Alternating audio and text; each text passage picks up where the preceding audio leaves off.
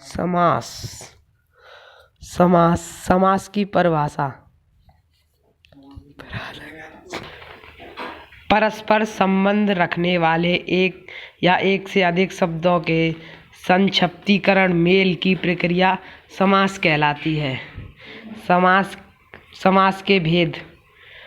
समास के 6 भेद होते हैं। अव्ययीभाव समास, तत्पुरुष समास, कर्मधारय समास, द्विगु समास, द्वंद्व समास, बहुव्रीहि समास। अब हम समास के भेदों को जानेंगे। पहला है अव्ययीभाव समास। जिस समास का पहला पद प्रधान तथा अव्यय होता है वह अव्ययीभाव समास कहलाता है। उदाहरण आजीवन, आ प्लस जीवन मतलब जीवन भर। इसका पहला पद आ अव्यय यानी प्रधान पद है, इसलिए इसको अव्ययीभाव समास बोलेंगे। दूसरा समास का भेद तत्पुरुष समास। जिस समास में पूर्व पद पहला पद गौण होता है और उत्तर पद दूसरा पद उत्तर पद प्रधान होता है उसे तत्पुरुष समास कहते हैं। दोबारा सुनिए। तत्पुरुष समास जिसमें पूर्व पद यानी पहला पद गौण होता है तथा दूसरा पद प्रधान होता है उसे तत्पुरुष समास कहते हैं। उदाहरण जैसे राजमहल यानी राजा का महल, इसमें दूसरा पद प्रधान है।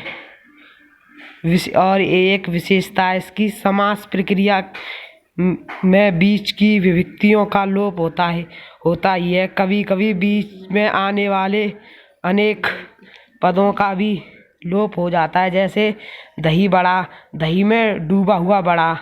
समास होने पर में डूबा हुआ तीनों पद लुप्त हो गए हैं। ये एक विशेष वो है, इस पॉइंट इसको नोट कर लें। तीसरा है कर्मधारय समास।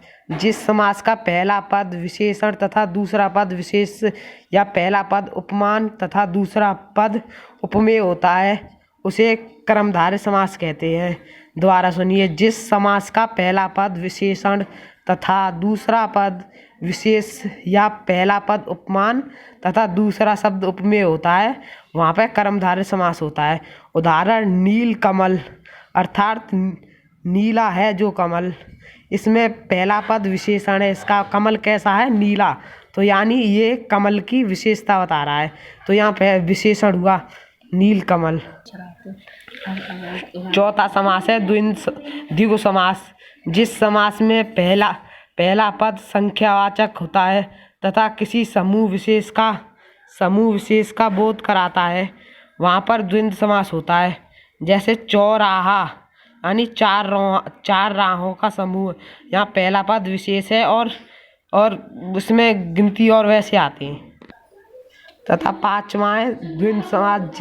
जिस समास में दोनों पद पूर्व पद और उत्तर पद प्रधान हो तथा विग्रह करने में दोनों पदों के बीच और या तथा अथवा जैसे योजक शब्दों का प्रयोग किया जाए उसे द्वंद्व समास कहते हैं। जैसे राजा रानी, राजा प्लस रानी, राजा और रानी। 6वां बहुव्रीहि समास। जिस समास में दोनों पद प्रधान न होकर कोई तीसरा पद प्रधान होता है उसे बहुव्रीहि समास कहते हैं। जैसे लंबोदर, लंबा प्लस उदर, लंबा है जिसका उदर अर्थात गणेश, इसमें पहला लंबा और दूसरा उदर, इसमें इन दोनों में पद प्रधान नहीं है तथा इसका तीसरा वो निकल रहा है यानी गणेश।